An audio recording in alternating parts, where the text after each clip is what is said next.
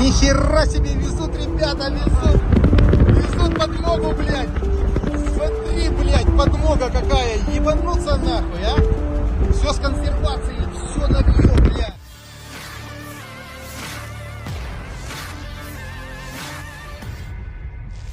Rusia mengirim bala bantuan militer ke sejumlah wilayah di Ukraina, menurut laporan di media Rusia, setelah serangan balik besar Ukraina pertama sejak musim semi membuat keuntungan teritorial besar.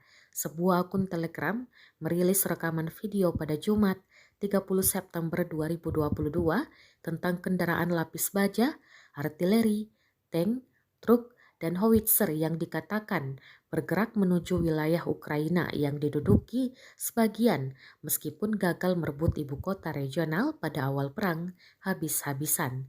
Dalam keterangan unggahan disebutkan, bala bantuan sedang dalam perjalanan.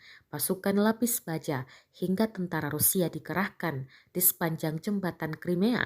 Tampak warga di Crimea merekam menggunakan kamera ponsel iring-iringan kendaraan militer Rusia.